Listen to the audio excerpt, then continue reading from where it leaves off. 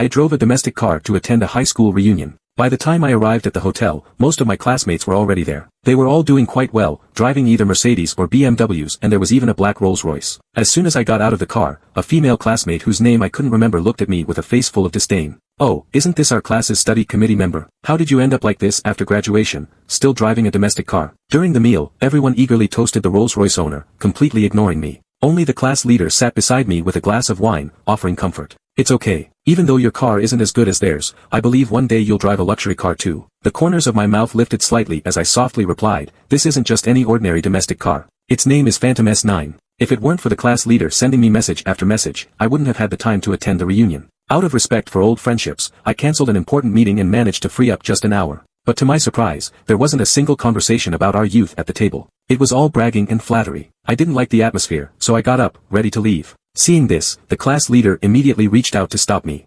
"Griffin, there's nothing shameful about driving a domestic car. Don't be in such a rush to leave," the class leader said. Just as I was about to reply, the same female classmate who mocked me earlier shot me a disdainful glance. Exactly. It's been so many years since we've seen each other. Don't you want to catch up with everyone? But, judging by the looks of it, it seems no one's really eager to talk to you." In the end, the female classmate burst out laughing. I looked up at her and spoke coldly, "No need. I only came this time out of respect for the class leader. In the future, don't bother inviting me to such pointless gatherings." As soon as I finished speaking, Malcolm, who was surrounded by everyone like the center of attention, suddenly stood up. "Griffin, what do you mean by that? Are you saying we're not worthy of dining with you?" Malcolm had clearly twisted the meaning of my words on purpose, but the people around didn't see it that way. "Oh, driving a cheap domestic car and still looking down on others? Before coming, I thought the top students like you were something amazing, but it turns out you're nothing special. What's the use of good grades? After graduation, you still end up as just a civil servant." A civil servant? Well, she was not entirely wrong. All public officials in the country could indeed be classified as civil servants. "Griffin, I think you're just upset because you feel ignored, and now you're making excuses to leave. People are naturally divided into different ranks. So what if your grades are great? In the end, you're still just a lowly civil servant." I just wanted to leave this place quickly, but Malcolm's comment unexpectedly stirred up collective anger. "Everyone, I truly apologize for today,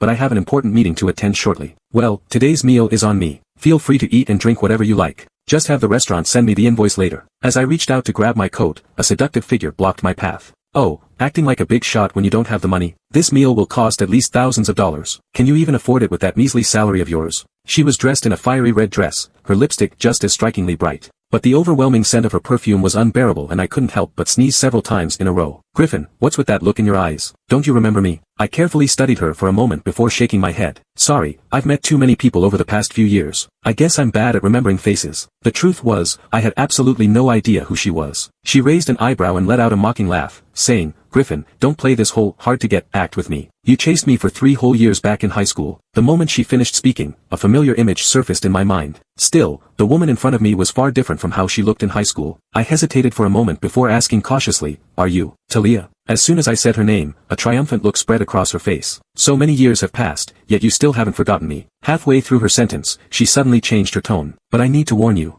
Don't get any inappropriate ideas about me. I'm engaged now and my fiancé is none other than Malcolm Fitzroy." Malcolm? The name sounded somewhat familiar. Wasn't the Rolls-Royce at the entrance his? Still, what did any of this have to do with me? There was still a large group of people waiting for me in the conference room to start the meeting. If I didn't leave soon, I was going to be late. Seeing me remain silent, Thalia lightly patted my shoulder with her manicured hand. "Civil servants don't make much money. How about you drive for my fiancé instead? I'll have him pay you $1,000 a month. That's got to be better than your measly salary." As soon as she finished speaking, the crowd burst into laughter. I couldn't understand it. Why did people like them always feel the need to humiliate others just to elevate themselves? This would be my last time attending such a class reunion. I ignored Talia's mockery and casually grabbed my coat, putting it on. "Are you done? If so, step aside. I have things to do." I had barely taken a few steps when Malcolm, who was sitting across from me, suddenly slammed his hand on the table. Immediately, a dozen or so burly men in black suits rushed into the room. I noticed the nameplates on their chests, Fitzroy Group. It was a well-known industry leader in Langston City. Malcolm downed a drink in his glass in one go, then burped. "Griffin, did I say you could leave?" I couldn't help but narrow my eyes.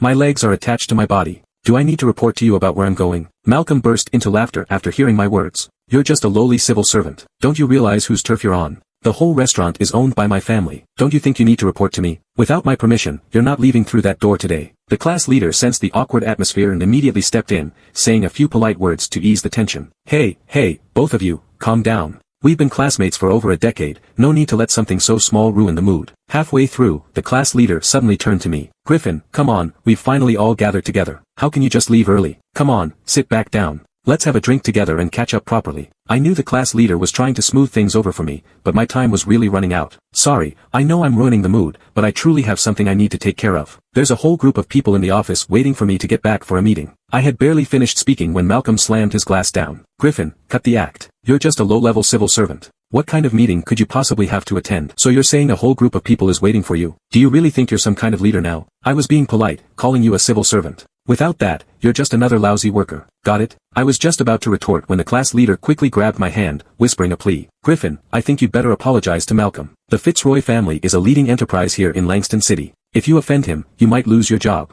Sometimes, it's better to just endure. Malcolm could make me lose my job. If I hadn't stayed sober today, I'd almost think I was drunk. Given my current rank, the only way to remove me from my position would be through a direct official order from higher authorities. No matter how wealthy the Fitzroy family might be, even if their wealth rivaled nations, they couldn't possibly have any real influence over me. I gently patted the back of the class leader's hand, signaling him not to worry. Malcolm, if your hostility toward me stems from the fact that I once had a crush on your fiancée, then let me make it clear. I have absolutely no interest in Thaliano. I suggest you focus your energy elsewhere. You and I are not the same kind of people. I had planned to use this reunion as an opportunity to clear things up and resolve the misunderstanding with Malcolm, but it turned out his mind couldn't process things that way. He stared at me with bloodshot eyes. Griffin, from the way you're talking, are you saying I picked up some kind of trash? And my fiancée is a woman even you wouldn't want? Also, what do you mean by, you and I aren't the same kind of people? Langston is full of businesses owned by my family. Who do you think you are? As soon as Malcolm finished speaking, Thalia immediately stepped forward to back him up. Griffin, what do you mean by that? Do you think I'm no longer good enough for you now? You're not leaving here today unless you explain yourself clearly.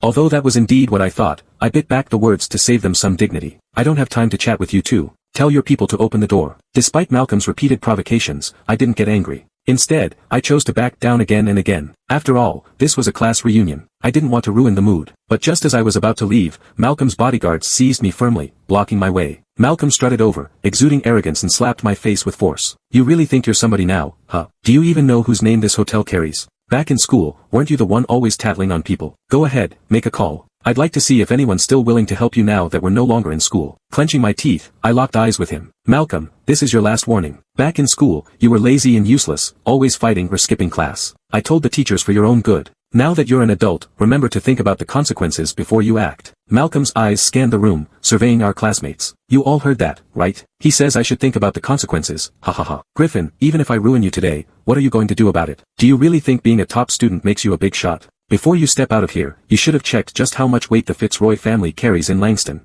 I slowly lifted my head, holding back my anger with great effort. Malcolm, have you ever heard the saying, there's always someone bigger, someone stronger? Some people are not to be trifled with. I advise you to let go of me now, or you'll be the one regretting it later, not me.